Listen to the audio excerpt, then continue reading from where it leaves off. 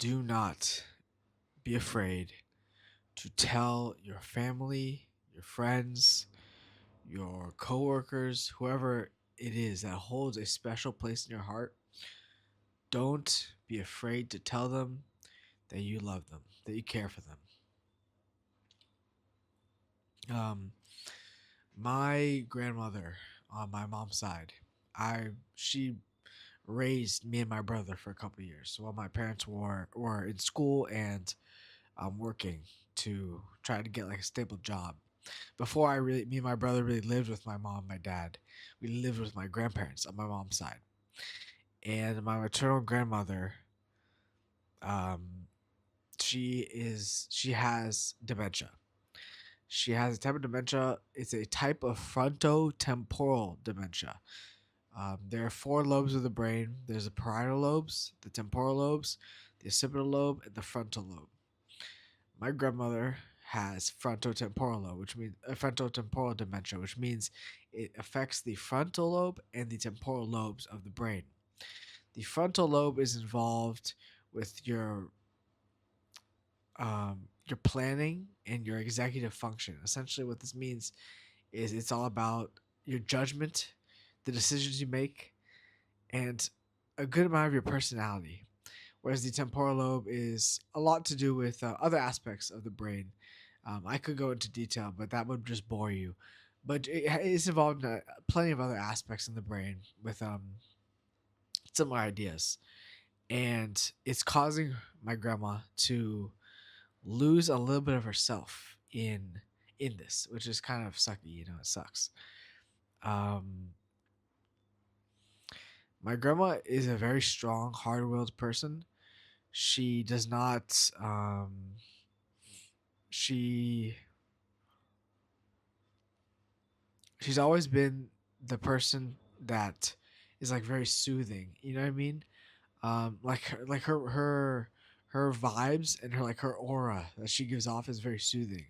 It's like, yeah, everything is okay. Everything will be. You're safe. Everything's okay. Type of vibe. And now my grandma is kind of a different person. She's a little bit more um, emotional. You could say she's more prone to like emotional outbursts than she was before. She cries, which is really painful to see. My brother saw it personally because he went to my grandma's house. I'm not at home. I live in Barbados for medical school, so I don't see my close family. I see them every 4 or 5 months when I come home. Um, but my brother's at home and he sees them, and when he sees them, he sees sometimes like my grandma will like have some emotional outburst, and for my brother, my grandma really was like a huge like she was a big part in my life and raising me, but even bigger for my brother. My younger brother is 4 years younger than me, and he was like a newborn when my grandma like raised him for a couple years, and then we moved in with my parents. We had a good like kind of a good childhood, um, like a fun childhood I would say. But seeing my grandma really progress into kind of this stage where she's like really um, she's not doesn't seem like herself anymore. It's really sad because everyone tells you like, oh yeah, your grandparents, people with Alzheimer's, dementia, whatever type of dementia, they'll forget memories. That's true, but I feel like what they don't tell you is that how their personality changes. Frontotemporal dementia, one of the biggest characteristics is that there are personality changes. There are major personality changes. Someone who's once very calm, rational, passive can become incredibly aggressive, agitated, have insane, terrible mood swings, and it's just not fun for anybody. It's actually really depressing, and that's just something that I've been thinking about a lot. I do a habit of I journal every day. I have for the last 2 weeks. I have a habit tracker on my whiteboard right here. It's been going for 2 days straight, 2 weeks straight, so pretty good. I've been hitting the gym, all this stuff for 2 weeks. Feel pretty good. I haven't even taken a rest day, which is by design because I knew if I took a rest day, I might be more prone to skipping the next day too, because I know myself well enough to know that I need some good momentum. I need every kind of advantage I can get, and that sometimes that means having some really good momentum.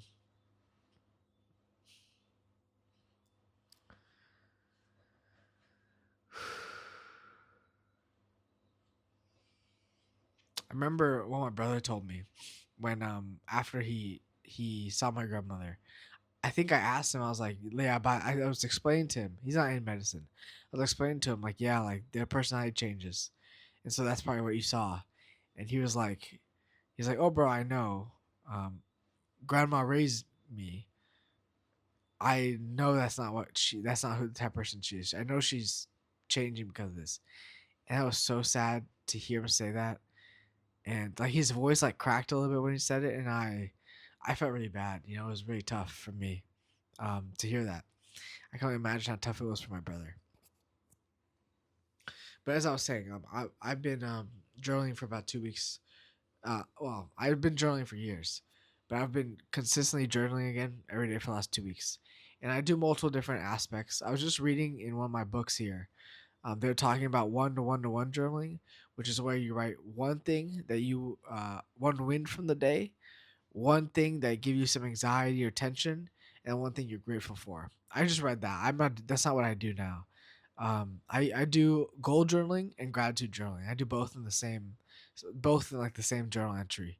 I'll journal for like maybe 10 to 15 minutes every day, and in that those minutes, in that small amount of time, I'll write my goals first. I'll start off with like a little recap of the day, how I've been feeling. I don't journal in the mornings. I journal kind of afternoon to evening time, after I come back from the gym, maybe after I do my studying for the day and whatever else. It depends really on how I'm feeling. Um, and when I'm doing my goal journaling, I really find the right amount of um, um, effort put in, because I can journal and I'll be like, oh yeah, like this was really cool. I'm so like I'm really grateful I did this. The goal for the rest of the day would be to read 40 pages of this book, which I did, by the way. I read a bunch. Today was a really big reading day, so I feel good. Definitely a big reading day. I enjoyed it a lot. And then also I just gratitude journaling.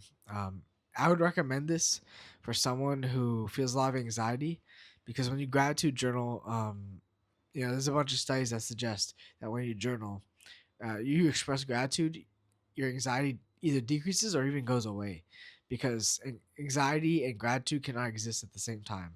That's just like a couple like ideas and studies have said that. So it's worth looking into if you're someone who's prone to a lot of anxiety. Think about having a dedicated amount of time in your day for gratitude. It doesn't have to be like 15 minutes like I do. It could be like 1 minute, 2 seconds. You just be like, when you start feeling anxiety coming in, just think, okay, I'm grateful for this. I'm grateful that I have this Coke Zero right now, because I fucking love diet sodas, and it's like a way to curb the sugar cravings without having to actually have sugar. I'm gonna cut right now, so Coke Zero, diet sodas are clutch right now for me. I drink a lot of Sprite Zero and Coke Zero nowadays. The only thing is Coke Zero has some caffeine in it, so and it's currently like 11 o'clock when I'm recording this PM. So that's not the best. A lot of caffeine that can make it pretty rough to have to go to bed. But it's such a small amount of caffeine. I'm not like worried about it. It's not a big deal. Um,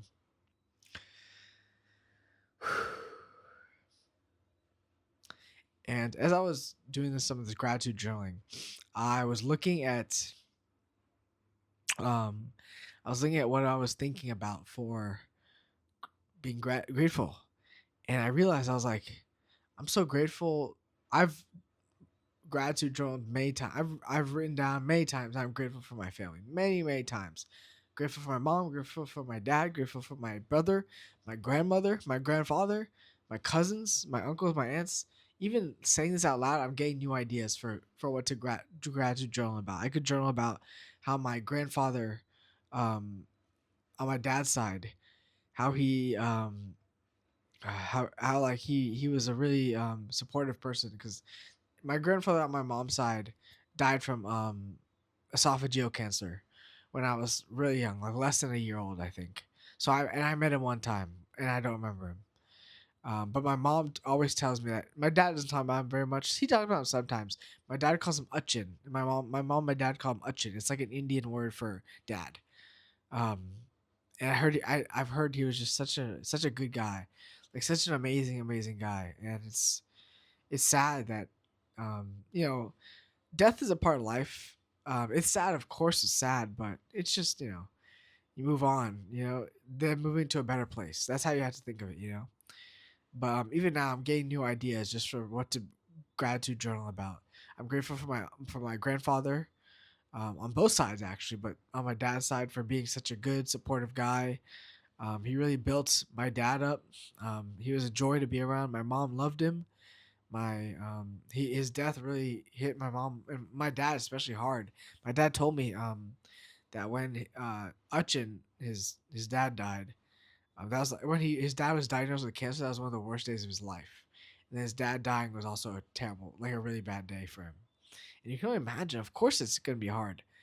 Who like That's tough, man. It's really tough.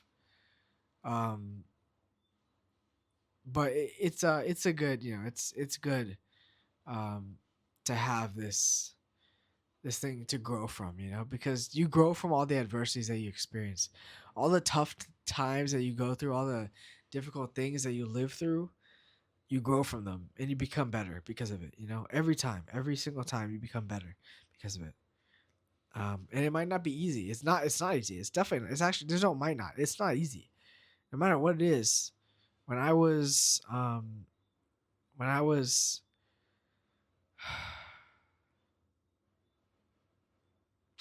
when I was removed from like leadership positions, or when I was devalued for the work that I've put in, or when I failed a module in school, or when I these all these things sound so small. Talking about death, who cares about not getting an award or not being recognized for something, or who cares about some, like, why would you care about some stupid leadership position thing when this huge thing happened? Um, you're always gonna get backlash.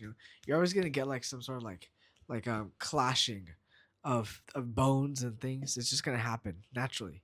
That's just how it is. Um, but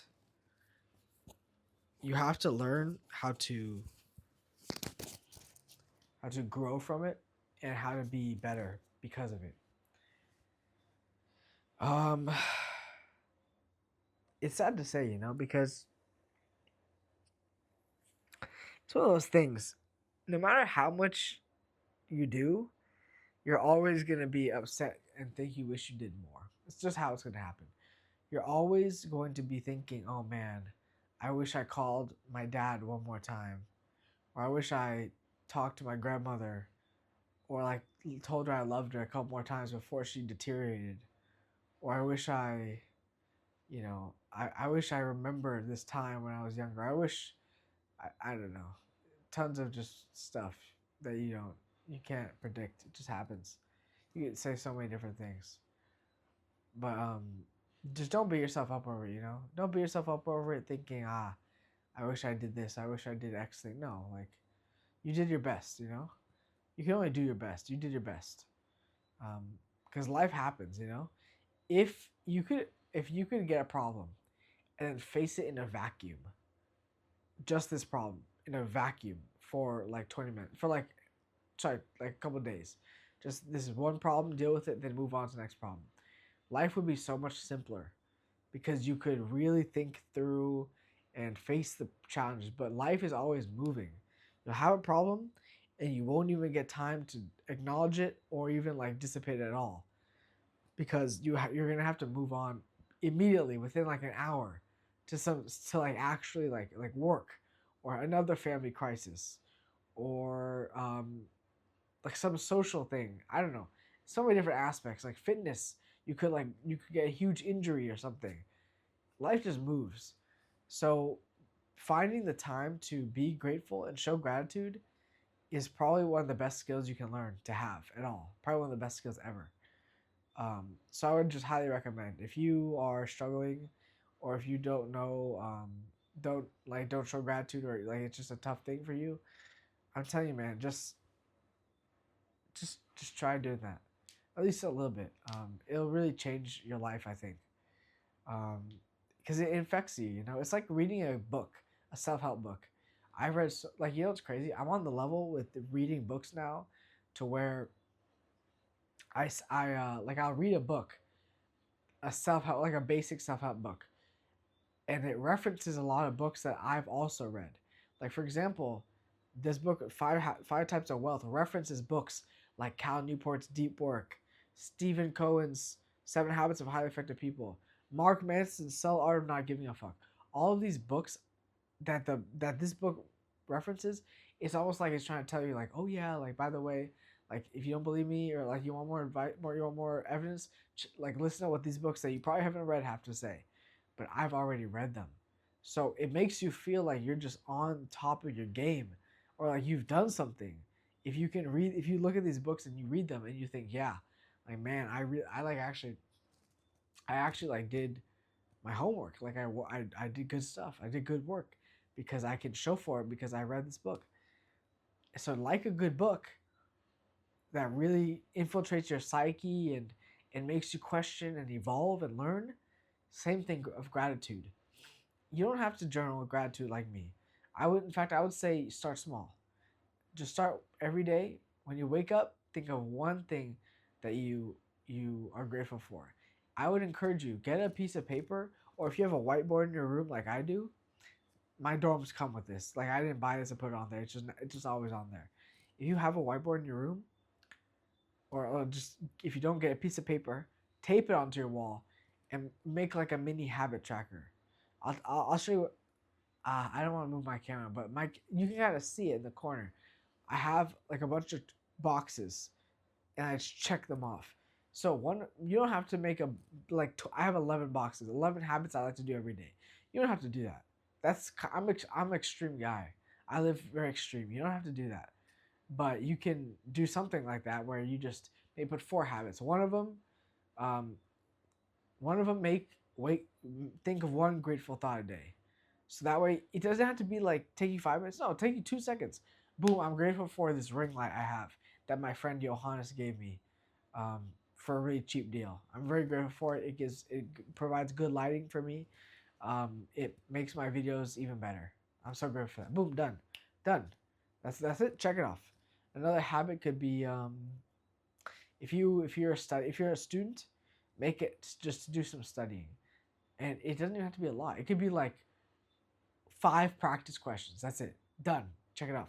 There are days I just can't. I'm so drained. I can't study a lot. Like I just can't. I don't feel like doing it. I don't feel like putting in like 2-3 hours worth of schoolwork. Like I'm just so drained. I can't. Like my 100% is doing a block of questions. That's it. And guess what? You check it off. Done.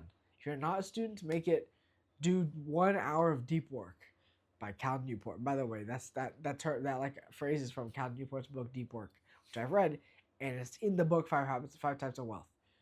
Read some of that. Oh, sorry. Do some deep work. You should read the books too, but do some deep work. Check it off. Do boom done. 1 hour of deep work done. Then I put some freebies. Brush my teeth. Freebie. You need some freebies. Gym. That's a good one. That's what I have. Um, I'm not trying to stress you out or overload you. I'm not gonna like say all of my habits in this video because I think it'll just come off as like too much. I do a lot of really good habits that you probably would like think like, man, if you did that, that's like such a good life.